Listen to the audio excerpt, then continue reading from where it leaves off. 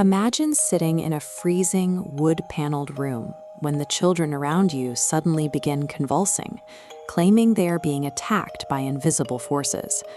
Within weeks, the entire community is plunged into absolute chaos, resulting in innocent neighbors being led to the gallows. These events in Salem stand as one of the most rigorously documented psychological collapses in human history. The fact that an entire town executed citizens based on children's hallucinations illustrates how fragile logic becomes when overwhelmed by religious fervor. To see how this breakdown happened, we have to look at the environment of 1692 Massachusetts. The Puritans of Salem lived in extreme isolation, struggling through freezing winters and frequent crop failures. They also lived with a literal, daily fear of the devil. For them, evil spirits were an active, looming threat in their everyday lives, rather than an abstract concept. This chart shows environmental priming. Physical hardship and psychological paranoia compound until reaching high cognitive vulnerability. In this state, the brain stops prioritizing logic and shifts entirely into a threat detection loop, causing people to perceive supernatural dangers in mundane shadows. This priming explains why the community was ready to abandon reason even before the first accusation was made.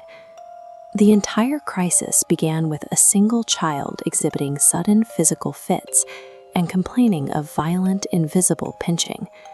This is the mechanism of mass psychogenic illness.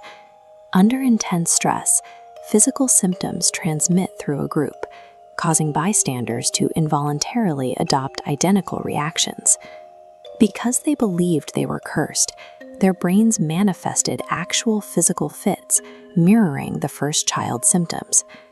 This shared belief made an invisible threat feel objectively real, as the brain produced the very symptoms the girls expected to feel. Instead of investigating these fits, the justice system fully validated the children's claims. This shifted the power in Salem overnight, placing the fate of every adult in the hands of hallucinating children. When authorities validate panicked claims as evidence, the systems designed to protect a community break down.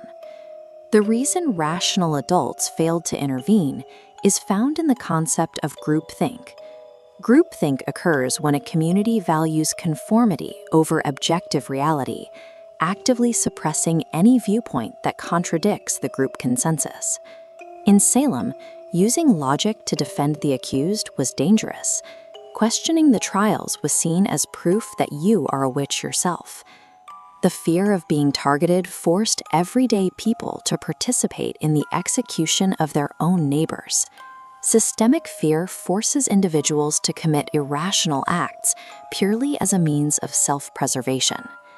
The Salem Witch Trials show what happens when a society allows paranoia to replace logic. It demonstrates how quickly a structured community can turn into a deadly mob when driven by fear. If this look at the psychology of Salem changed your perspective, hit subscribe for a new breakdown every week. To see the medical reality behind the legend of the vampire, click the video on your screen. Decoding these events helps us recognize that the human brain's vulnerability to mass panic remains the same today. Stay curious.